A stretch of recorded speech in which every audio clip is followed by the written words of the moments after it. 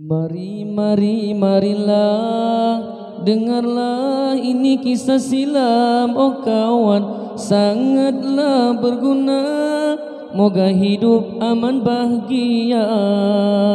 Mari, mari, marilah, dengarlah ini kisah silam, oh kawan, sangatlah berguna. Moga hidup aman bahagia.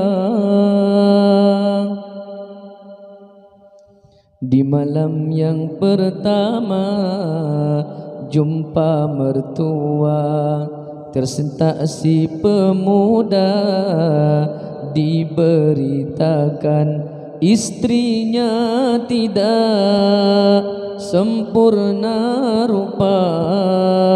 Anggota zahirnya lumpuh semua, tiada upaya mengurus diri. Terkejut si pemuda, penuh persoalan di hatinya. Mungkinlah sudah jodoh, itulah istrinya. Hibahnya rasa hati, namun tetap reda pada takdir. Asalkan punya iman, itulah paling penting. Saat-saat berjumpa, terpesona memandang. Benarlah istrinya menawan, sungguh cantik. Carilah pasangan hidup betul-betul, oh kawan, bahagia berseri, rumah tangga akan harmonis. Carilah pasangan hidup betul-betul, oh kawan, bahagia berseri, rumah tangga akan harmonis.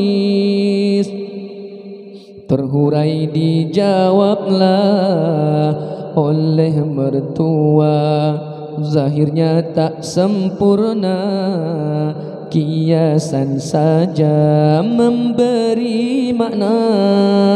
Sucinya diri wanita salihah, terpelihara, terharu si pemuda, tunduk bersyukur. Terkejut si pemuda, penuh persoalan di hatinya. Mungkinlah sudah jodoh, itulah istrinya. Ibanya rasa hati, namun tetap reda pada takdir.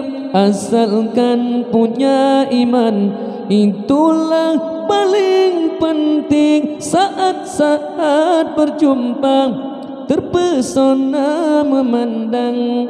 Benarlah istrinya menawan, sungguh cantik. Carilah pasangan hidup betul-betul, oh kawan, bahagia berseri, rumah tangga akan harmonis. Jangan mudah percaya harta, pangkat dan rupa, indahnya di mata, berawaslah. Rasul sudah bersabda, insan punya agama, akhlak yang mulia fahamilah. Carilah pasangan hidup betul-betul, oh kawan, bahagia berseri, rumah tangga akan harmonis. Carilah pasangan hidup betul-betul, oh kawan, bahagia berseri, rumah tangga akan harmonis. Rumah tangga akan harmonis, rumah tangga akan harmonis.